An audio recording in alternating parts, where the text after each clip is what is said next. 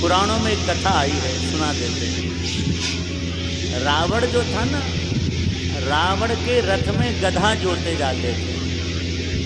घोड़ा नहीं थे उसके रथ में, गधा थे। उन गधाओं में गधा बड़ा बुद्धिमान था तो गधा पर था बुद्धिमान, इसलिए उसका नाम रावण ने रखा था बुद्धि सागर। गधा का नाम था बुद्धि सागर। और इतना बुद्धिमान था वो महाराज, रावण को सब सलाह देता था। कोई भी निर्णय लेना रावण उससे पूछता, बुद्धि सागर तुरंत बताता, ऐसा करो मालिक, ऐसा करो। रावण के कितने सिर थे आप लोगों को पता है? कितने थे? 10? 10 नहीं, रावण के 11 सिर थे। आपने देखा हो कभी रामलीला आदि में, 11 सिर थे। 10 तो मनुष्य के थे, एक सिर उसका गधे का था। एक सिर गधे का था। तो रखा ही उसने इसलिए था कि बुद्धि सागर से सलाह लेनी पड़ती थी। उसे लगा अगर इसका सिर हमारे माथे में लग जाएगा तो अलग से सलाह नहीं लेनी पड़ेगी, ये बुद्धि अपने आप हम में आ जाएगी। गधा का सिर कटवा करके अपने सिर में जुड़वा लिया था। इसलिए कई जगह रामलीला में दिखाया जाता था एक सिर और। ये दक्षिण के ग्रंथों में इसकी कथा है।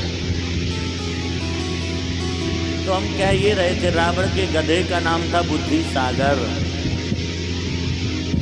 एक धोबी ने सुना कि रावण के गधे का नाम बुद्धि सागर था, तो उसने भी अपने गधे का नाम बुद्धि सागर रख लिया।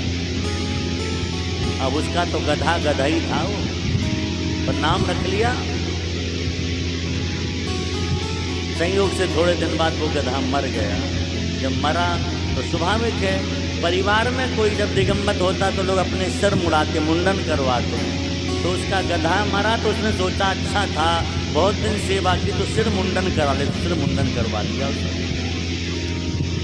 सिर मुड़वा के जब आया, लोगों ने पूछा ये आपने मुंडन क्यों करा लिया, क्या कारण है?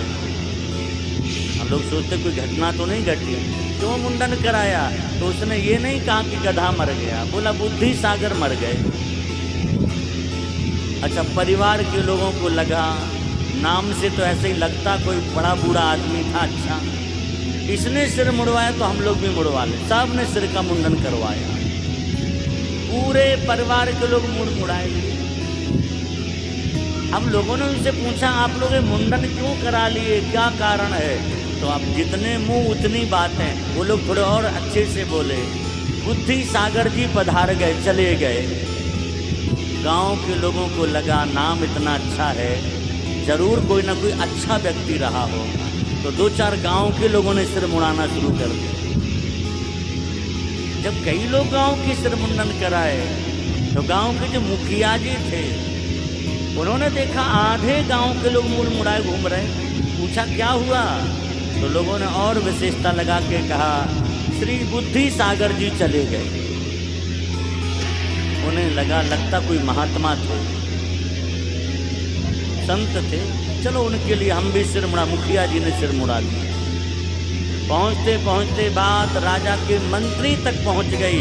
मंत्री ने देखा पूरे नगर के लोग सिर मुंडन करा लिए हैं। बोले क्या हुआ? तो मुखिया जी ने और विशेषता लगा के कहा श्री श्री बुद्धि सागर जी पधार गए, चले गए। मंत्री ने कहा इतनी श्री श्री लगाई गई तो कोई ना कोई संत रहे होंगे, उसने भी सिर का मुंडन करा दिया। और मंत्री पहुंचा राजा के निकट।